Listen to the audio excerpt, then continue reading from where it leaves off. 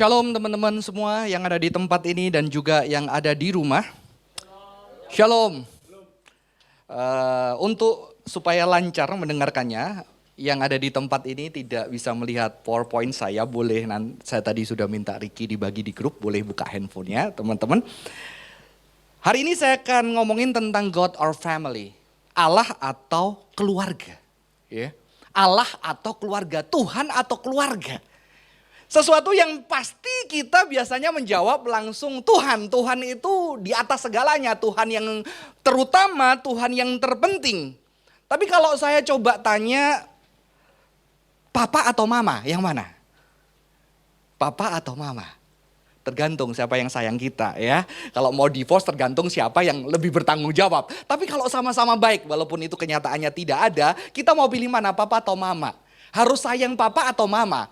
Biasanya kita bisa bilang, oh dua-duanya harus sayang. Walaupun sebetulnya saya lebih dekat papa atau saya lebih dekat mama.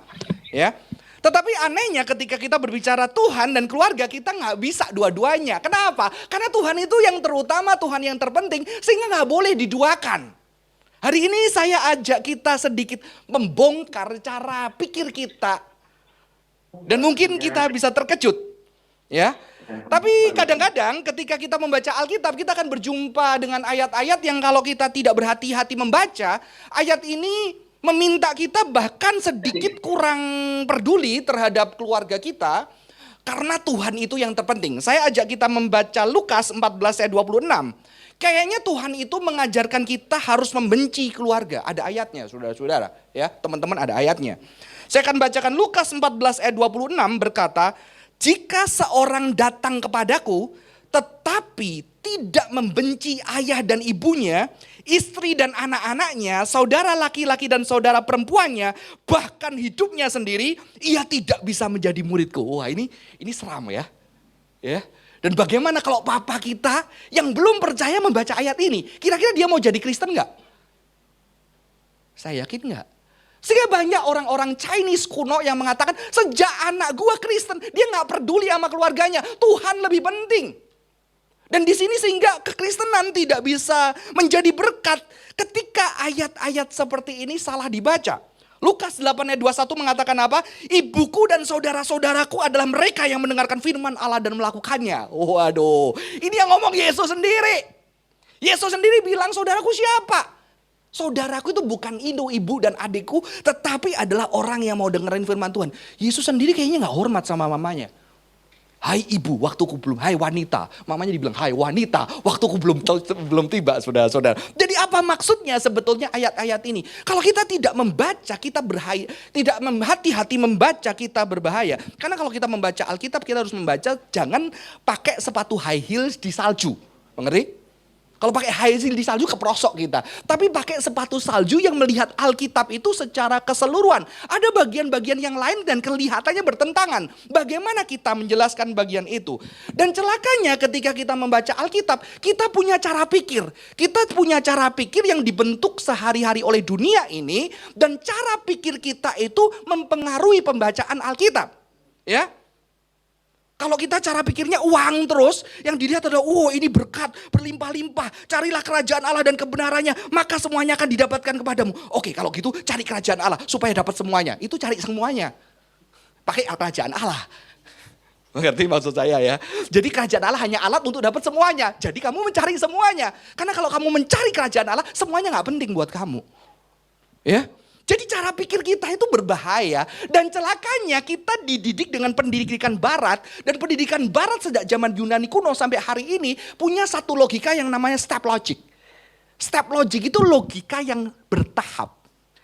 Kalau pelajaran ini asalnya dari mana, dari mana, dari mana, dari mana. Yang pertama siapa? Lah cara seperti ini kita gunakan untuk membaca Alkitab. Itu kenapa manusia bisa berdosa. Kenapa penderitaan ada? Karena dosa. Dosa ada karena apa? Karena manusia. Siapa yang menciptakan manusia? Allah. Allah yang menciptakan manusia dari apa? Dari kebebasan. Oh berarti karena Allah. Selesai. Kita menggunakan dengan cara step logic. Padahal Alkitab itu ketika dituliskan dengan karya sastra, bukan logika Yunani. Yang untuk menyatakan sekalipun manusia berdosa, Tuhan itu tetap sayang. Kita malah ini buahnya dari mana? Kenapa? Tuhan udah tahu gak sebelumnya bahwa manusia akan makan buah? Kan Tuhan maha tahu. Kita menggunakan logika Yunani untuk membaca sastra Alkitab yang begitu indah. Itu sama aja kamu pakai logika UNAS untuk mengerjakan tes psikologi. Kok ada pertanyaan sama ya? Tadi saya udah jawab A, saya B. Nanti kejiwaanmu terganggu semua teman-teman. Ya. Kita membaca Alkitab dengan logik yang salah. Ini namanya stop logic. Ya. Saya kasih contoh sederhana. Kalau teman-teman saya kasih angka acak 1, 2, 3, 4, 5, 10. Saya lakukan sesuatu. Ayo silakan lakukan sesuatu terhadap angka acak ini. Apa yang akan Anda lakukan? Diapain? Diurutin. 1, 2, diurutin dari 1, 2, 3, 4. Itu stop logic. Padahal saya silahkan lakukan. Kamu langsung urutin. Semua orang di dunia urutin. Itu sama kayak orang Indonesia, kalau suruh tutup mata, baik gambar pemandangan. Gambarnya gunung 2, ada laut, ada burung, betul ya. Semua orang Indonesia sama, jadi pendidikan membodohkan atau mencerdaskan. Pemandangan itu banyak teman. Yang malah indah adalah orang pedalaman. Gambar pemandangan, ada yang gambar danau, ada yang gambar pohon, ada yang gambar mamanya, pemandangan mamanya, begitu ya. Kita sudah dibodohkan. Dengan satu pendidikan kalau kita tidak hati-hati, logika kita berjalan. Sehingga kita akan urutkan 1, 2, 3, 4. 1 yang pertama, kedua, nomor 2, ketiga, nomor 3. Apalagi sejak sekolah ada juara 1, 2, 3, 4. Maka ketika kita mendengarkan firman Tuhan, kasihlah Tuhan sama keluarga. Tuhan nomor 1, keluarga nomor 2. Ini Greek logic. Dan akhirnya kita juga terkena paham filsafat modern yang mengatakan pemilihan itu harus either or. Either or. Ini atau ini, kalau nggak ini. Putus atau nggak putus. Melayani atau nggak melayani. Gue kan belum tulus, gak usah melayani. Kok mikirmu nggak usah melayani? Kamu belum tulus justru harus belajar melayani. Ngerti ya maksudnya teman-teman? Gue kan nggak tulus, buat apa melayani? Kapan kamu tulusnya? Bisa tulus. Kita berjuang sebelum melayani dan tidak tulus itu ada panjang di sini. Kita either or. Kita stop logic. Inilah yang merusak kita ketika kita membaca ayat-ayat Alkitab. Teman-teman ada satu ayat Alkitab. Saya akan bacakan buat kita. Ini syahadat. Syahadatnya orang Yahudi. Yang sebetulnya diwarisi oleh seberang juga. Dan juga sebetulnya syahadat ini Tuhan Yesus itu juga menggaungkan. Yesus ditanya, Yesus manakah hukum yang terutama dan pertama? Yesus menjawab ini, hukum yang terutama ialah, anehnya Yesus bilang, dengarlah hai orang Israel, Tuhan Allah kita, Tuhan itu esa. Ini adalah hukum bagi orang Yahudi untuk melawan yang namanya idolatry. Di dalam bahasa Yahudi ini namanya Shema. Shema Yisrael Adonai Eloheinu Adonai Ehad. Itu pagi sama malam. Pagi sebelum baru bangun, malam sebelum tidur anak-anak suruh Shema Yisrael. Kadang-kadang ada lagunya. Shema Israel Adonai Eloheinu Adonai Ehad. Ada versi horornya. Shema Israel Adonai. Serem ya. Itu ada 2 versi. Bahkan mereka sebelum mati mereka harus nafas terakhir, Shema Israel Adonai Eloheinu Adonai Ehad. Ini namanya Shema, dengarlah. Ya kalau kata dengar jangan kayak orang Indonesia. Dengar gak ngelakuin, kalau bagi orang Yahudi dengar itu berarti ngelakuin. Lu gak dengar mama, dengar tapi kok gak lakuin. Ya kan aku dengar tapi gak lakuin, itu beda, itu Yunani. Kalau orang Asian, kalau orang Ibrani dengar itu berarti ngelakuin. Teman-teman mengerti ya, jadi di sini adalah Shema dan Tuhan mau ngomong apa? Tuhan yang terutama apalah? Shema, dengarlah hai Israel, Tuhan Allah kita, Tuhan itu esa. Dilanjutkan dengan ahafta. Ahafta itu kata Ibrani love, yang artinya kasihlah Tuhan Allahmu, dengan terjemahan saya yang sesuai bahasa asli, kasihlah Tuhan Allahmu dengan segenap hatimu, dengan seluruh hidupmu, dan dengan seluruh kekayaanmu. Semua yang kau miliki, jadi dari hati, tubuh, semua yang ada di sekitar kita. Ya, itu terjemahan aslinya.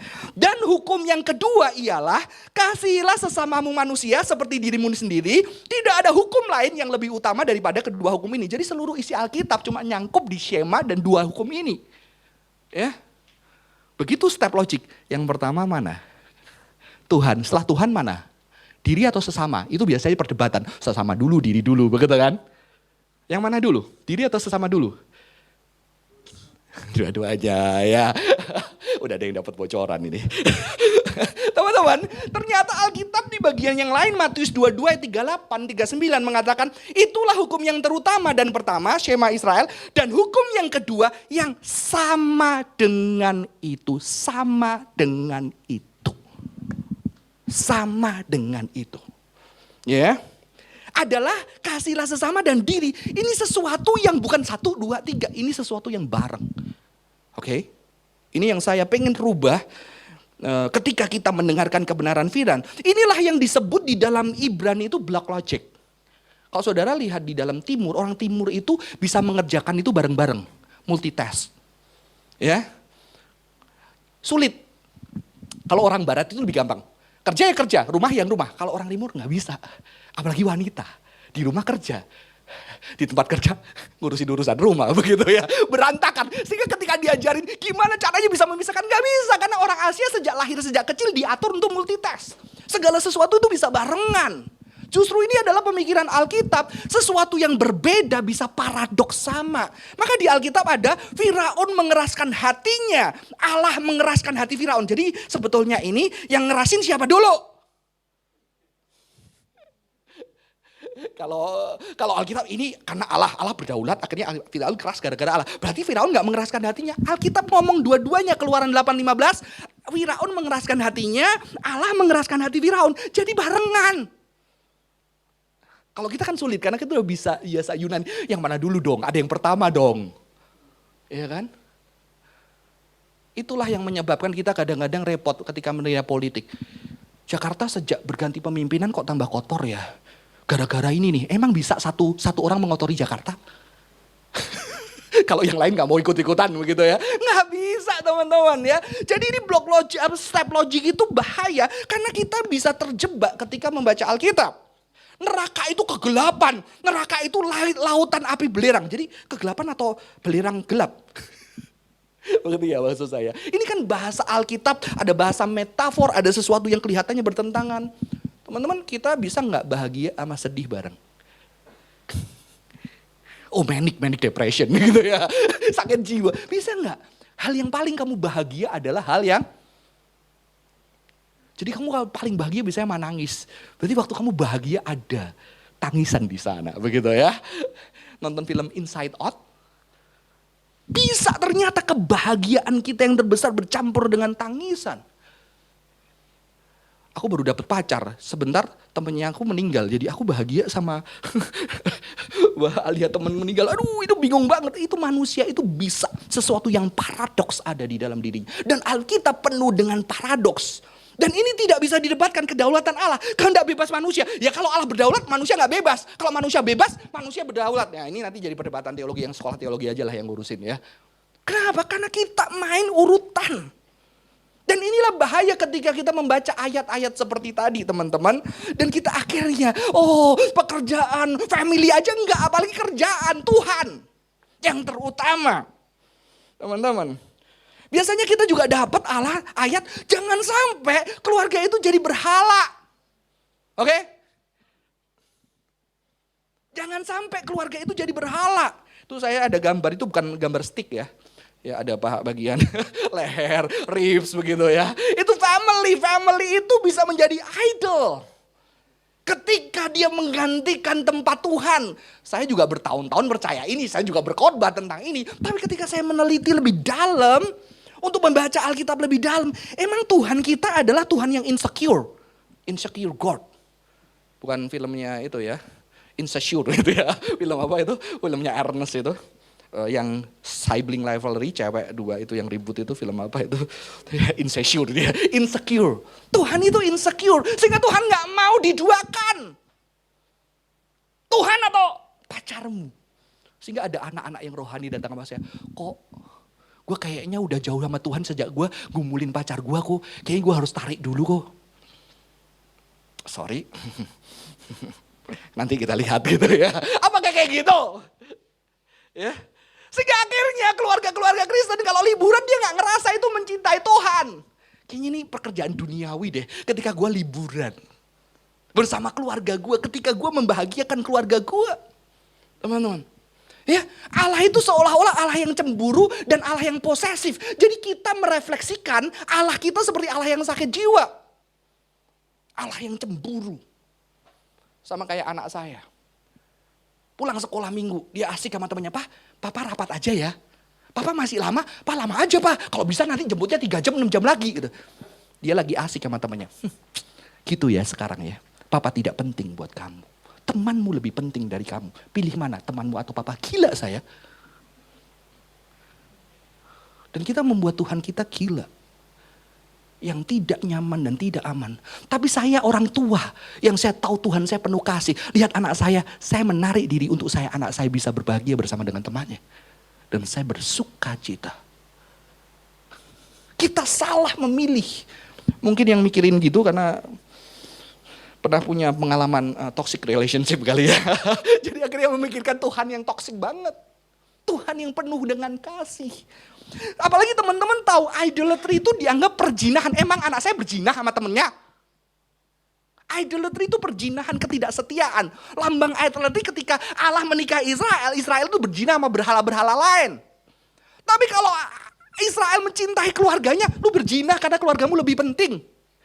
Teman-teman hati-hati ketika kita membaca Alkitab. Ya. Apakah Allah cemburu kalau kita menyayangi keluarga kita? Allah cemburu? Lu Allah mau gitu loh gitu ya. Kalau maunya kita sayang sama dia ya. Sayang sama anak-anak kita, anak-anak sayang sama orang tuanya. Itu yang Allah mau. Mengasihi sesama. Sesama itu bukan keluarga, apalagi keluarga. Nggak ada ayatnya kok mengasihi keluarga. Sesama aja dikasih, apalagi your family. Dan saya tadi waktu duduk itu baru mikirin ini gereja blessing. Waduh, saya langsung dapat sesuatu keren ini. Karena blessing itu pertama kali selalu diberikan melalui family. Dan setelah dengar perjuangan pastor tim belakangan ya, belajar counseling dan segala macam, saya malah bersyukur. Saya rasa Tuhan juga pimpin buat teman-teman. Ya. Itu indah banget kata blessing itu. Dan teman-teman tahu kata dosa pertama kali ada di Alkitab bukan di kisah Adam dan Hawa. Kata dosa muncul ketika Kain membunuh Habel. Mau membunuh Habel. Itu pertama kali. Jadi kata dosa masuk di dalam family relation. Dan berkat Allah diturunkan melalui family. Ya. Sayangnya banyak family yang gagal, Tuhan membentuk satu lagi family. Bukan rohani, family yang nyata. Yaitu saudara-saudara. Untuk bisa jadi berkat buat family yang gagal itu. Ya, secara nyata ya. Jadi itu ya idolatry. Allah cemburu. Jadi Allah itu cemburu sama apa? Saya gak akan cemburu anak saya ketika deket sama temen yang baik. Malah kalau bisa saya cariin temen yang baik. Betul gak Pastor ya? Saya seneng banget. Udah gak sama gak apa-apa. Karena anak nanti usia 11 tahun itu namanya preteen crisis. Anak itu memang 11 tahun diciptakan untuk keluar dari keluarganya. Jadi sebagai orang tua justru kita siap melepas anak kita. Tuhan yang melepas luar biasa. Amin.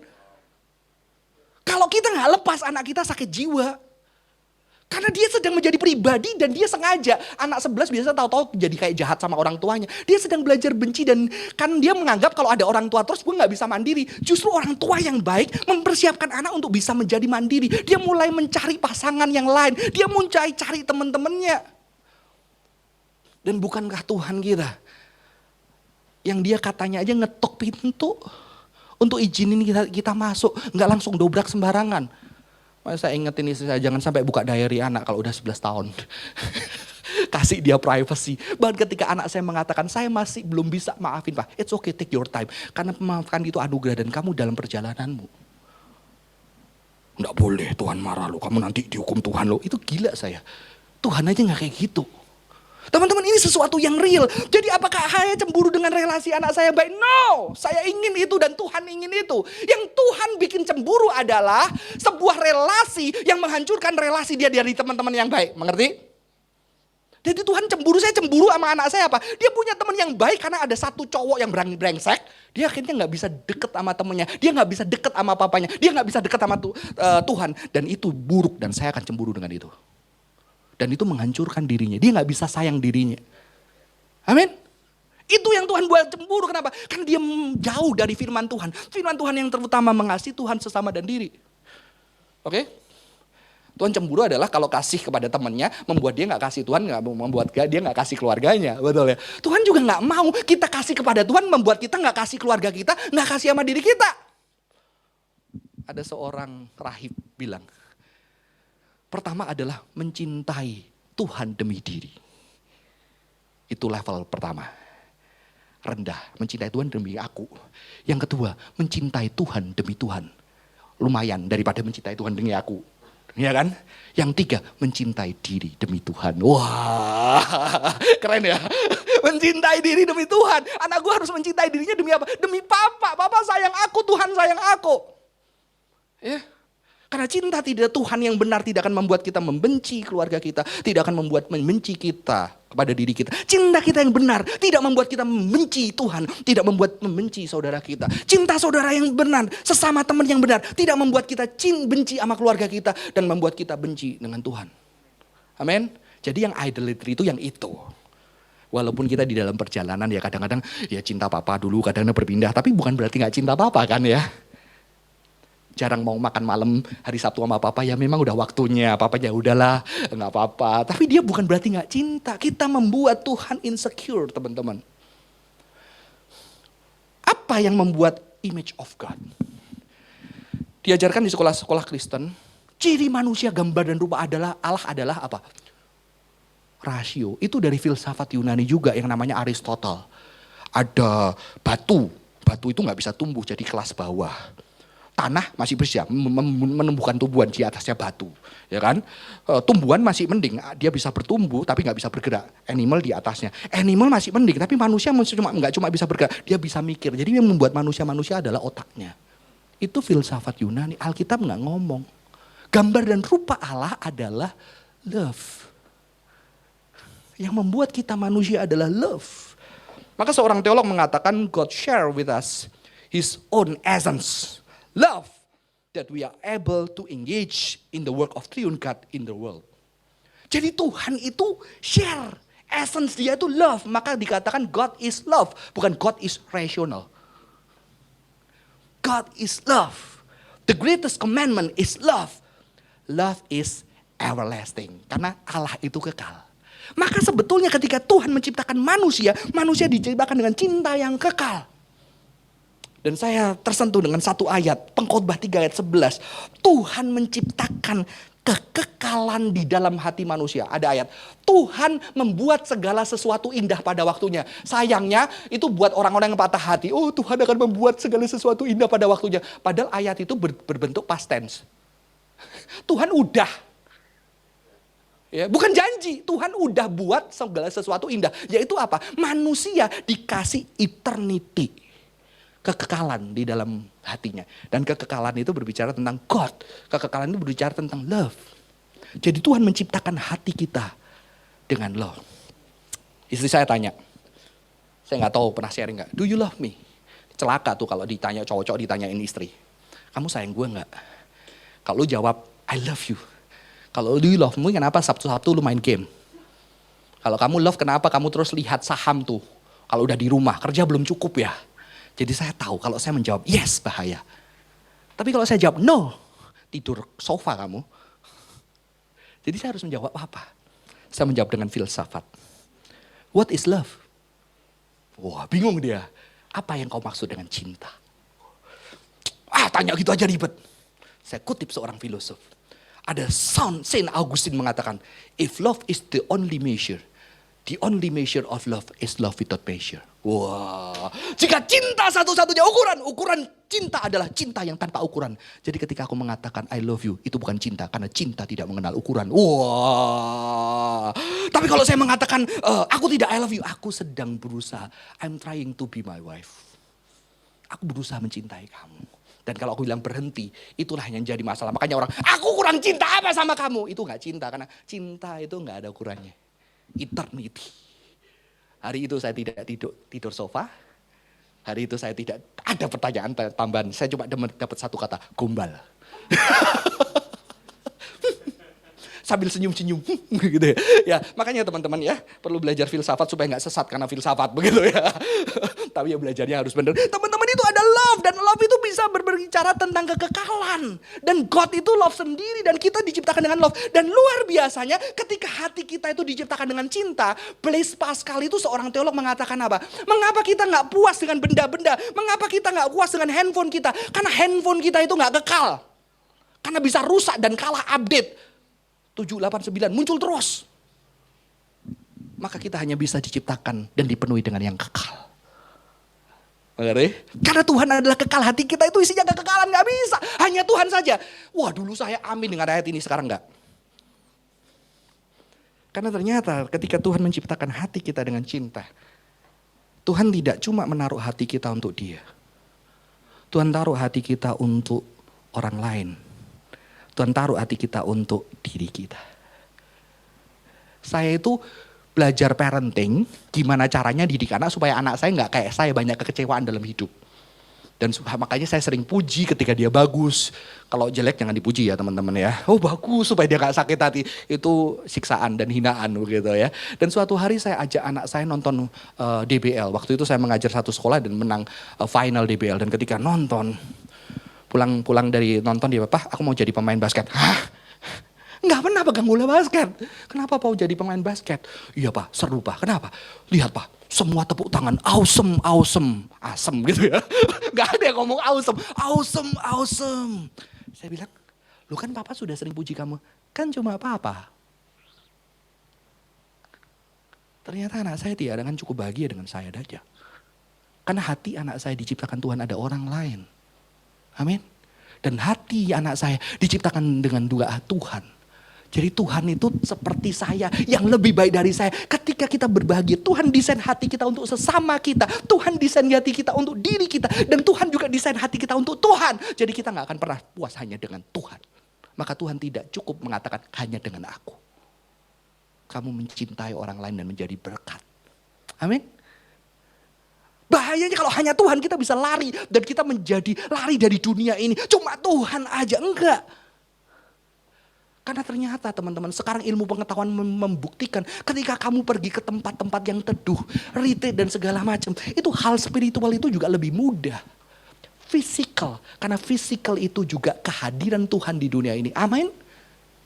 Setiap desain-desain yang terbaik, handphone segala macamnya diciptakan oleh otak manusia dengan kecerdasan yang luar biasa. Sehingga bisa begitu indahnya. Kalau nggak indah, mengapa kita bisa tersentuh? Tetapi digunakan untuk memiskinkan kita, begitu aja teman-teman. Ya, keindahan yang digunakan karena tidak mungkin tidak indah itu desain otak yang diciptakan Tuhan. Ya, Tuhan menciptakan dengan begitu indah. Makanya ketika Anda liburan, Bagas keren gitu ya, sendirian liburan dengan alam itu bagian Tuhan mengasihi kita.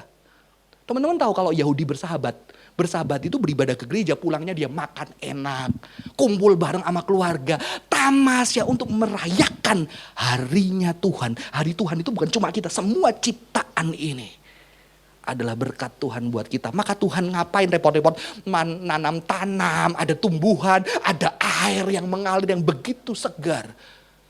Itu adalah anugerah dari Tuhan. Amin.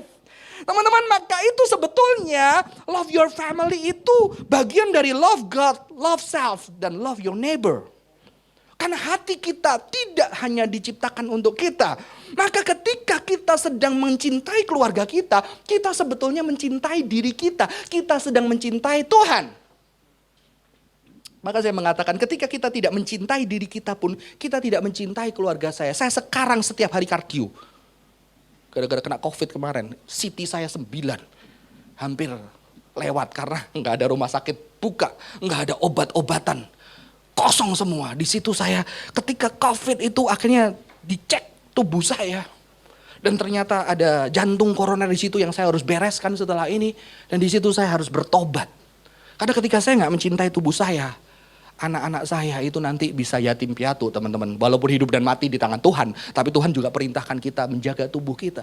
Saya harus olahraga tiap hari sekarang. Saya harus jaga makan saya. Supaya apa? Anak saya itu pengen nanti kalau nikah ada yang gandeng. Wah, dia udah pilih lagunya teman-teman.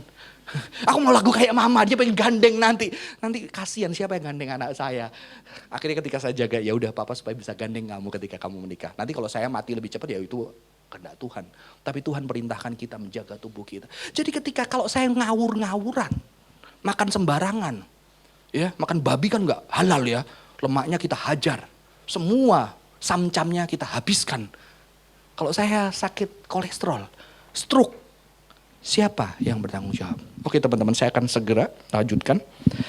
Jadi love your family, makanya Alkitab mengatakan bapak-bapak jangan sakiti hati anakmu supaya jangan tawar hatinya. Hai suami, kasihlah istrimu sebagaimana Kristus mengasihi jemaat. Jadi suami suruh ngasih istrinya kayak Yesus yang mati buat istrinya. Celakanya istrinya gak suruh kayak gitu loh, cuma suruh tunduk. Kenapa? Karena wanita pada zaman itu mengalami ketidakadilan. Jadi Tuhan membela Supaya wanita dikasih, hai anak taatilah orang tuamu di dalam Tuhan. Jadi kita lihat Alkitab semua berbicara tentang kasih. Dan ini desain Tuhan. Kalau ayat yang tadi sebetulnya, ayat yang Lukas membenci saudaranya itu kata aslinya itu loving less. Kurang, bukan berarti membenci, tapi bahasa figuratif untuk menggambarkan lebih cinta Tuhan. Tetapi itu ada konteksnya. Konteksnya pada masa itu ketika kamu jadi Kristen, kamu harus dibuang dari keluargamu. Kamu diusir dari keluargamu. Jadi ayat itu untuk menguatkan kamu. Gak apa-apa kamu ini demi mengikut Kristus kamu kehilangan family. Bukan karena kamu benci dia. Tapi akhirnya kamu sedikit membuat mereka loving less. Karena ada konteksnya. Jangan sekarang-karang papa-mama kita baik. Aku lebih mencintai Tuhan dari papa mama. Gampar kita teman-teman ya. Jadi itu semua yang ada di Alkitab kita. Dan kita belajar satu tokoh yang luar biasa. Akhir dari khotbah saya. Ketika Yesus di atas kayu salib. Yesus itu anak pertama. Anak pertama di Yahudi dapat double portion warisannya. Kenapa dapat double portion? Karena dia harus ngerawat orang tuanya. Ya. Jadi warisan double hak kesulungan itu bukan hak duitnya banyak. Tetapi duitnya memang banyak. Tapi untuk apa? Karena mereka lah anak pertama yang harus merawat ayah dan ibunya. Dan ketika Yesus sebagai anak pertama. Kenapa tidak ada Yusuf? Tafsiran mengatakan Yusuf kemungkinan sudah meninggal. Dan ada Maria di kaki salib. Di bawah salib ada Maria yang menangis, yang sedih melihat Yesus tergantung di atas kayu salib. Dan ketika Yesus di atas kayu salib, di dalam keadaan yang berat, teman-teman tahu kemungkinan besar itu di sini, di gantungnya. Dan untuk itu dia perlu nafas, itu perlu menarik.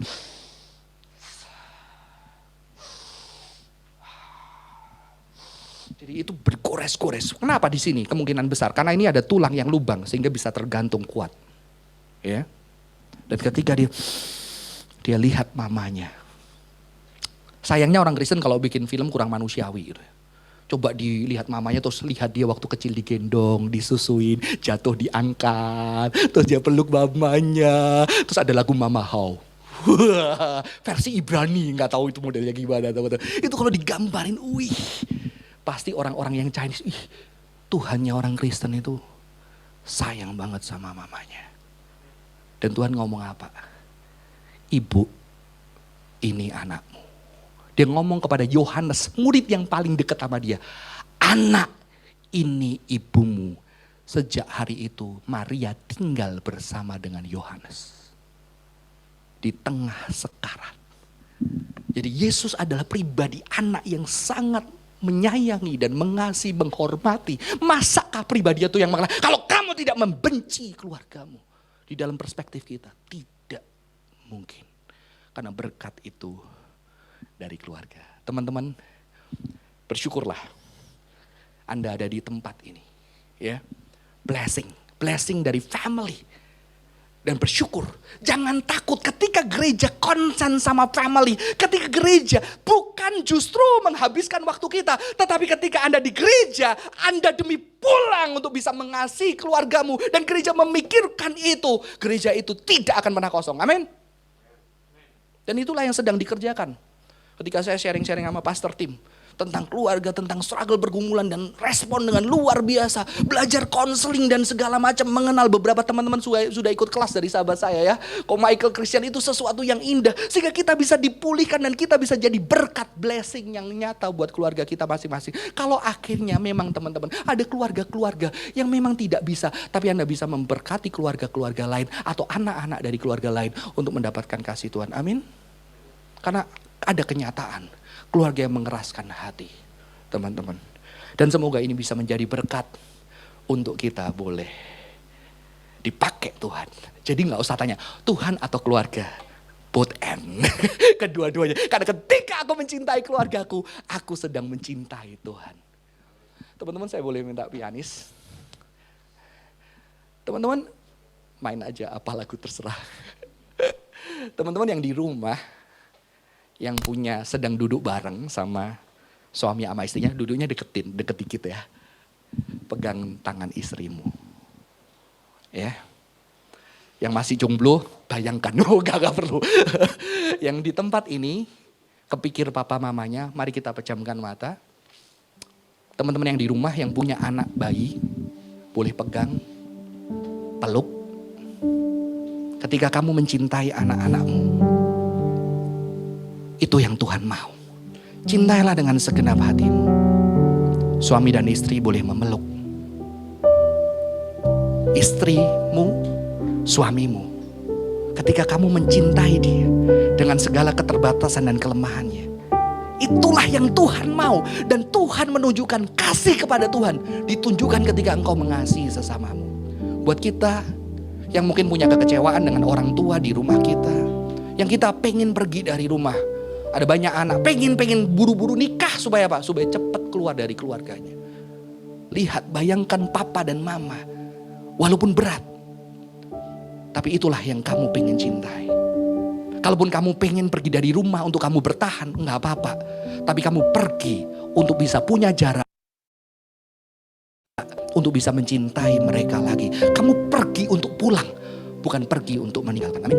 Kalau kamu gak siap ketika dekat kamu sentuhan, berdoa sama Tuhan, Tuhan aku butuh mungkin pekerjaan, butuh pasangan yang akhirnya aku bisa ada jarak. Dan ketika ada jarak, orang yang menari bisa menari dengan bebas. Di situ ketika aku pergi, aku untuk pulang, untuk mengasihi keluarga. Karena kalau kita pergi dengan luka, kita akan menghasilkan luka-luka lagi di keluarga kita yang baru. Mari kita berdoa masing-masing. Ada orang-orang yang mama papanya tidak ada, tetapi masih ada dengan kekecewaan. Biarlah kita juga boleh menyerahkan hati kita kepada Tuhan hari ini.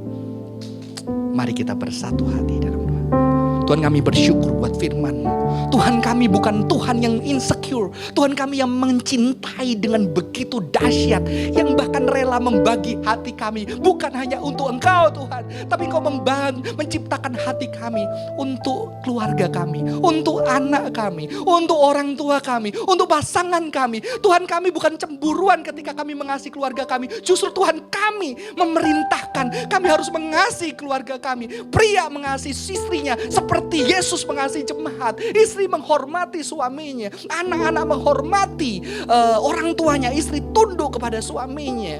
Dan biarlah kasih Tuhan ada buat gereja ini. Dan gereja ini boleh menjadi blessing Tuhan bagi keluarga-keluarga. Berkati setiap hamba Tuhan, full timer dan pengurus dan setiap jemaat-Mu. Terima kasih Tuhan, di dalam nama Tuhan Yesus Kristus kami bersyukur dan berdoa.